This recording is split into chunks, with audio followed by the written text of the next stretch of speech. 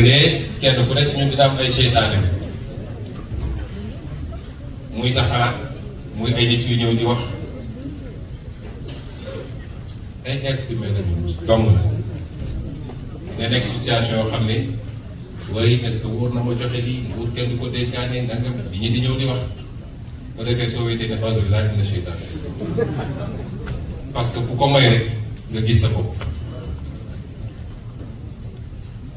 li ma def man munoon na tombé ci Birame Souleye Diop mi wala ci Abbas Fall mi wala ci Maïmouna Dièye wala ci Cheikh Tidiane Dièye wala ci keneen ak keneen doyen Habib Sy mii dafa ñëw seet si ma la seule fois bu mu jot a ñëw ma seedeel ko ni c'est un homme de mission à son âge c'est un homme de mission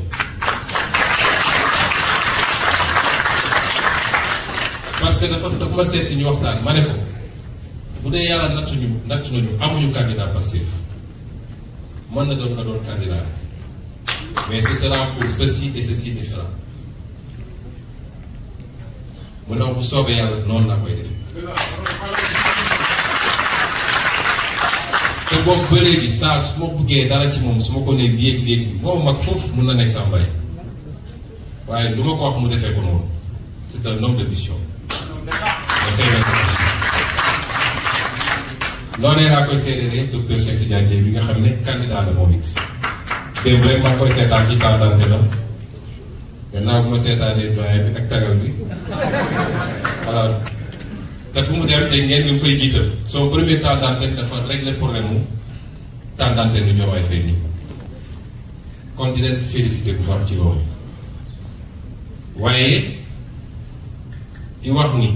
mënoon na tomber ci kenn ku ne ay na góoj mii mënoon na nekk candidat grâce su ko neexoon mu jëli fiche keneen ak keneen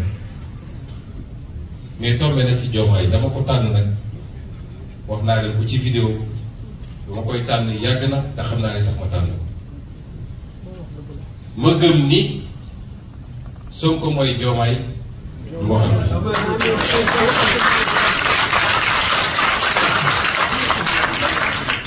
du waxantu waaye Diomaye mooy Sonko du waxantu bi ñu mujjee waxtaan avant dernière fois bi parce que démb it ñoo ne woon ba ndogoonoo ci la colonel bi ñëw ne ñu da ngeen di génn ma ne ko saa yi dama defal sa bagage da nga defal sa sikkim na alors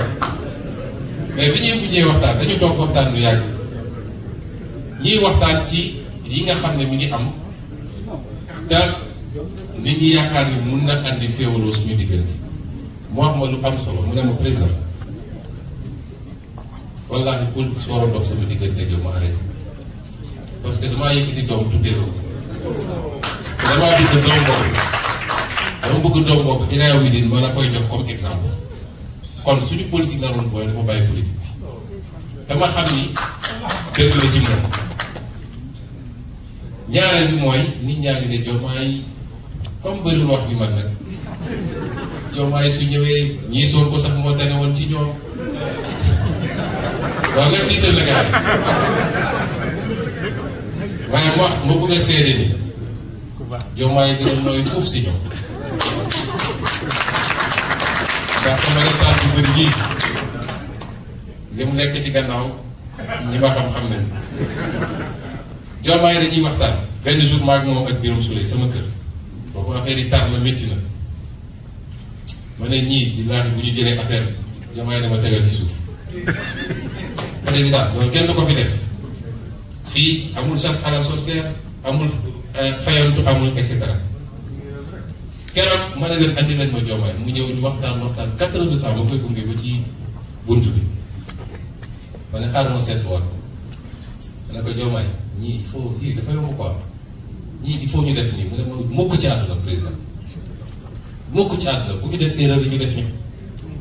bu ñu jëlee réew mi nañu bàyyi justice def si biir waaye bu ñu kenn nekk naan da ngay fayoo. kon loolu. muy lu ma bëgg a yokk ci seede ci sama digganteeg moom waaye di wax askan wi nii tànnuma ci hasard ndax dafa di sama rakk di sama xarit ñu ànd lu yàgg ma xam li ma xam ci moom nee naa ko Diomaye nit ñaa ngi ñëw di wax rek limité télévision mu ne ma président man dama am kersa ci nit du ñëw di wax ma ne ko di ma la déglu waaye ku mun a dugg sama nopp bi bu wëlbati sama xel gisaguma ko loolu ci mbindam la bi may daanele nag gannaaw bu ma dénkaate Sénégalais Diomaye jëmmam amul solo sama bos amul solo donte dañ naan élection présidentielle waaye projet lañu wax ak Sénégalais am na ay aspects ci suñu programme boo xam ne nit ñaa ngi ci bëgg a profité wax ji bëri moom dina ci leeral waaye ndax doo ko daaneel ba ca njëkk mooy nee naa ko président Diomaye mbirum vice président heureusement bu ñu nee sax lu ñu war a fal la donc pour élection bi dugal nañ ko ci xalaat bi di ko xalaat waaye ñaari choix la ñoom boo gisee xalaat yooyu am mooy hyper présidentialisme bi am ba pare lépp nekk ci loxo benn nit moo tax ki jiite réew mi dañuy sonn la bu soxlee ñu ne kon ci biir pouvoir exécutif bi ci boppam war nañu mën a rééquilibrer les pouvoirs les attributions te loolu mën nañ ko am sans poste premier ministre sans poste vice président ndax boo jëlee réew mu mel ni France ba 2007 modèle bi la ñu amoon à partir de 2007 dañu def seen réforme mais c'est le gouvernement qui détermine et conduit la politique de la nation alors que dañu resté ci c'est le du gouvernement qui coordonne et exécute moo tax soo déggee ay réformes coow yu bëri foofu premier ministre bi mooy def au champ su paree bu yow mu takk bagage kon ñaar mun na am soit ñoom poste vice président mais sans beaucoup de pouvoir parce que doo boole ñaar ñoo fal jox leen ñu yem ay pouvoir bis bu ñu dégg bu njaaxum am moo tax États-Unis vice président bi daanaka il est là pour la suppléance au cas où et selon la nature de ses relations avec le président mun na ko yokkal wala mu wàññi ko mais koo xam ne dafa am légitimité électorale mu tolloog président bi nga tolloo leen pouvoir mun na am problème wala nga am un premier ministre qui sera nommé mais ñu wàññi ci pouvoir président jox ko moom pour rééquilibrer conseil de l'exécutif bu boobaa bu contentieux amee président bi arbitré